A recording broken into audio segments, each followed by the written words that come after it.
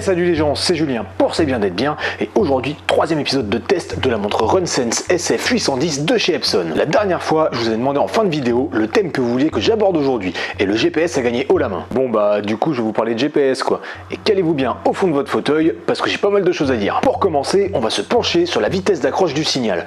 Et pour comprendre un peu mieux comment ça marche, voyons déjà le fonctionnement d'un récepteur GPS. Bon, je vais pas non plus vous fumer le cerveau avec un cours complet, mais je vous explique en vitesse. Donc, pour que votre récepteur GPS, à savoir ici votre montre, sache où elle se trouve, elle a besoin de capter le signal d'au moins 4 satellites, chacun donnant une info, altitude, longitude, latitude et heure. Quoi, ils sont pas beaux mes satellites ? C'est sans doute pour ça que quand vous lancez une activité sur la montre, il y a 4 icônes de satellite quand c'est prêt. Faut donc qu'elle chope le signal du satellite qui va lui dire où il se trouve pour les 4 prochaines heures. Ouais, je sais, ça fait beaucoup de fois 4 heures, 4 satellites, bon on s'en fout. Mais comme ce signal n'arrive pas vite, si vous le perdez, il faut recommencer la recherche de zéro. Donc en gros, faut éviter de bouger quoi. Bref, une fois les 4 satellites repérés, vous êtes prêt à partir. Et donc, si vous relancez une activité dans les 4 heures suivantes, la montre trouvera le signal plus rapidement. Et ça nous amène à la question, combien de temps ça prend ? Eh bien, j'ai fait plusieurs essais et la plupart du temps, ça prend entre 45 et 50 secondes. Parfois jusqu'à 1 minute 30, 2 minutes, mais tout dépendra de la météo et des obstacles qui vous entourent, comme par exemple les bâtiments. Mais il est possible d'aller encore plus vite en utilisant le système AGPS. Alors c'est quoi donc ce truc ? Eh ben je vous ai expliqué juste avant que votre montre récupérait la position des satellites pour les 4 prochaines heures. Avec le AGPS, elle va connaître ses positions pour une durée plus longue, visiblement jusqu'à plusieurs jours, et surtout les connaître avant de partir. Ces données étant récupérées sur internet, vous devez donc utiliser l'application RunConnect sur votre smartphone pour les envoyer sur la montre. Avec ça, la recherche des satellites se fera au moins 50% plus vite. Au final, on a donc une accroche du signal GPS plutôt rapide dans la plupart des situations.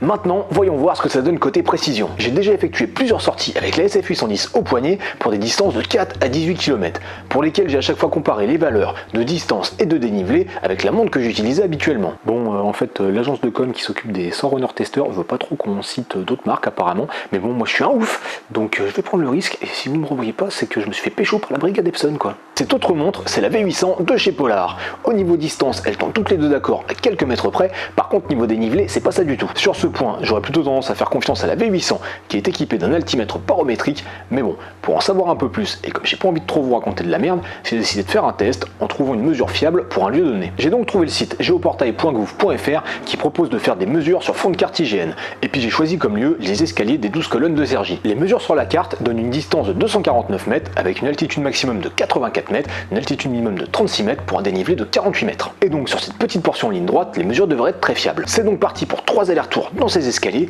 ce qui devrait me donner au final 144 mètres de dénivelé positif et 1494 mètres de distance. Après ce test, j'ai donc récupéré les mesures des deux montres et là je prends mes notes parce que ça fait quand même beaucoup de chiffres. On commence avec celle de la SF810 qui nous donne une distance de 1478 mètres, une altitude max de 77 mètres et minimum de 29 mètres, pour un dénivelé positif total de 118 mètres et un dénivelé négatif de 127 mètres. Sur la V800, on obtient une distance de 1470 mètres. Alors c'est bien, c'est la même chose pour les deux montres, par contre comme vous pouvez le voir chez Epson, ils n'arrondissent pas les distances, donc ça donne une info un petit peu plus précise. On a ensuite une altitude max de 85 mètres et minimum de 33 mètres, soit un dénivelé positif égal au négatif, à savoir 135 mètres. Du coup, pour la distance, on est bon, puisqu'il y a toujours un poil d'imprécision entre mon clic de souris sur la carte et le positionnement GPS. Par contre, pour le dénivelé, c'est pas tout à fait ça pour la Epson. Sachant que les points de départ et d'arrivée étaient les mêmes, il ne devrait pas y avoir de différence entre le dénivelé positif et le dénivelé négatif. Alors oui, beaucoup vont me dire que ce test est sur une distance très courte, mais sachez qu'à la base, je comptais utiliser les mesures des 18 km de la Yeti Race.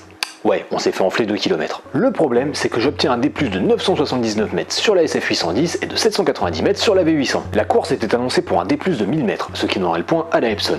Mais après avoir contacté l'organisateur pour un des relevés un peu plus officiels, ils m'ont envoyé le tracé fait sur OpenRunner qui indique un dénivelé de 720 mètres. Je retrouve aussi cette valeur en utilisant un autre site et je ne sais pas trop ce que ça donne niveau fiabilité sur de grands parcours. Bref, entre ce test, la Yeti Race et les mesures sur certains de mes parcours où je trouvais que la petite RunSense surestimait le dénivelé, je pense que cette mesure n'est pas très fiable. Le GPS nous permet aussi de mesurer notre vitesse.